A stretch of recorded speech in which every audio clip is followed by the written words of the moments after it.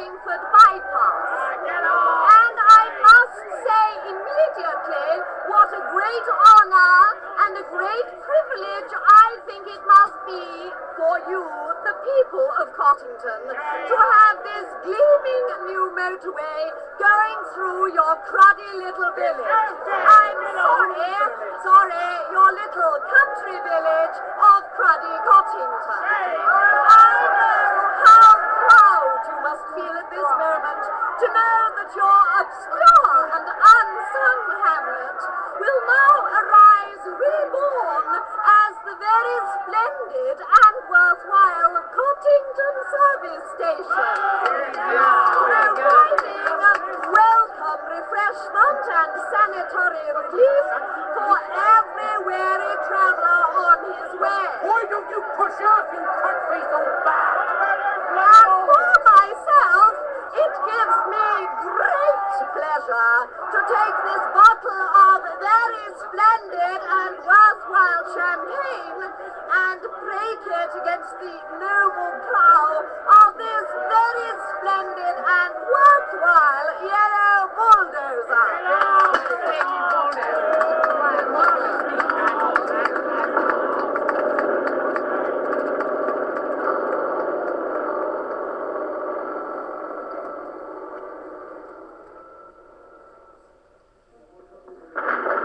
What's that? Don't worry, they haven't started yet. Oh, good. It's probably just your house being knocked down. What? It hardly makes any difference at this stage. My God, it is! What the hell are they doing? We had an agreement. Let them have their fun. Damn you and your fairy stories! They're smashing up my home! Stop, you vandals! You homebreakers! You half-raised busy-girls! Stop! Arthur, come back! It's pointless. Hell, I'd better go after him. Barman, quickly, can you just give me 4 packets of peanuts? Certainly, sir. There you are, 28 pence. Keep the change. Are you serious, sir? I mean, do you really think the world's going to end this afternoon? Yes, in just over 1 minute and 35 seconds. Well, isn't there anything we can do? No, nothing.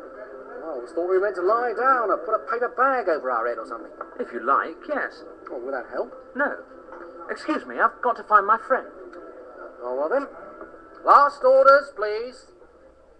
You pinstripe barbarians! I'll sue the council for every penny it's got! I'll have you hung and drawn and quartered and whipped and boiled, and then I'll chop you up into little bits until you've had enough. Arthur, don't bother. There isn't time. Get over here. There's only 10 seconds left. And then I'll do it some more. And when I finish, I'll take all the little bits and I'll jump on them. And I'll carry on jumping on them until I get blisters. Or I can think of something even more unpleasant to do. And then I'll... What the hell's that? Arthur, quick, over here. But what the hell is it? It's a fleet of flying saucers. What do you think it is? Quick, you've got to get hold of this rod. What do you mean, flying saucers? Just that. It's a Vogon constructor fleet. A what? A Vogon constructor fleet. I picked up news of their arrival a few hours ago on my sub-ether radio. Ford, I don't think I can cope with any more of this. I think I'll just go and have a little lie down somewhere. No, just stay here. Keep calm. And just take hold of this... People of Earth, your attention, please. This is Prosthetic Vogon Jokes of the Galactic Hyperspace Planning Council. As you will no doubt be aware, the plans for the development of the outlying regions of the western spiral arm of the galaxy require the building of a hyperspace express route through your star system. And, regrettably, your planet is one of those scheduled for demolition. The process will take slightly less than 2 of your Earth minutes. Thank you very much.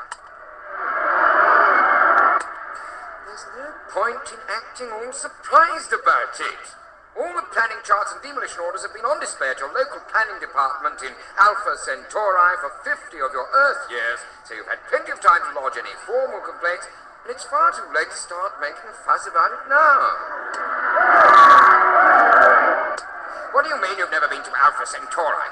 Oh, for heaven's sake, mankind, it's only 4 light years away, you know. I'm sorry, but if you can't be bothered to take an interest in local affairs, that's your own lookout. Energize the demolition beams. God, I don't know. Apathetic bloody planet. I've no sympathy at all for you.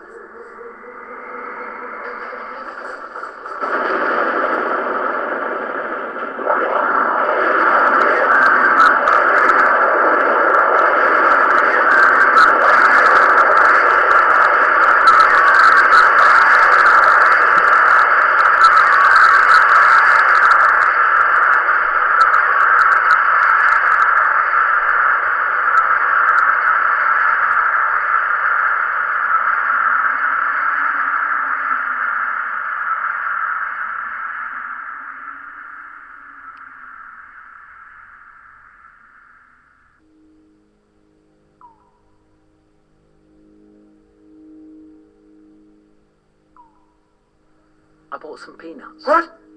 If you've never been through a matter transference beam before, you've probably lost some salt and protein. The beer you had should have cushioned your system a bit. How are you feeling? Like a military academy. Bits of me keep on passing out.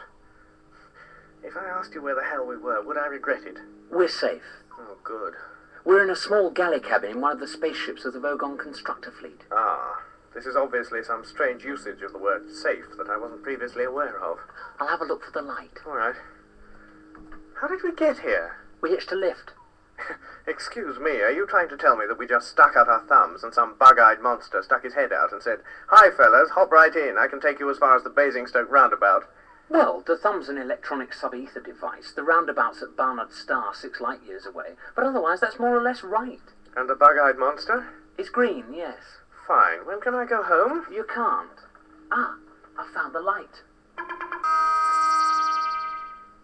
Good grief. Is this really the interior of a flying saucer? It certainly is. What do you think? Well, it's a bit squalid, isn't it? What did you expect? Well, I don't know. Gleaming control panels, flashing lights, computer screens. Not old mattresses. These are the Dentrassi sleeping quarters. I thought you said they were called Vogons or something. The Vogons run the ship. The Dentrassi are the cooks. They let us on board. I'm confused. Here, have a look at this. What is it? The Hitchhiker's Guide to the Galaxy. It's a sort of electronic book. It'll tell you everything you want to know. That's its job. I like the cover. Don't panic. It's the first helpful or intelligible thing anybody's said to me all day. And that's why it sells so well. Here, press this button and the screen will give you the index. You've got several million entries, so fast wind through the index to V. There you are, Vogon Constructor Fleets. Enter that code on the tabulator and read what it says. Vogon Constructor Fleets. Here is what to do if you want to get a lift from a Vogon. Forget it. They're one of the most unpleasant races in the galaxy. Not actually evil, but bad-tempered, bureaucratic, vicious, and callous. They wouldn't even lift a finger to save their own grandmothers from the ravenous bug-bladder beast of Trial. Without orders, signed in triplicate, sent in, sent back, queried, lost, found, subjected to public inquiry, lost again, and finally buried in soft peat for 3 months and recycled as firelighters. The best way to get a drink out of a Vogon is stick your finger down his throat, and the best way to irritate him is to feed his grandmother to the ravenous bug-bladder beast of Trial. What a strange book. How did we get a lift, then? Well, that's the point. It's out of date now. I'm doing the field research for the new revised edition of the guide. So, for instance, I will have to include a revision pointing out that since the Vogons have made so much money being professionally unpleasant, they can now afford to employ Dentrassi cooks, which gives us a rather useful little loophole. Who are the Dentrassi? The best cooks and the best drinks mixers, and they don't give a wet slap about anything else. And they will always help hitchhikers on board, partly because they like the company, but mostly because it annoys the Vogons, which is exactly the sort of thing you need to know if you're an impoverished hitchhiker trying to see the marvels of the galaxy for less than 30 Altarian dollars a day. And that's my job. Fun, isn't it? It's amazing. Unfortunately, I got stuck on the Earth for rather longer than I intended. I came for a week and was stranded for 15 years. But how did you get there in the first place? Oh, easy. I got a lift with a teaser. You don't know what a teaser is? I'll tell you. Teasers are usually rich kids with nothing to do. They cruise around looking for planets which haven't made interstellar contact yet and buzz them. Buzz them.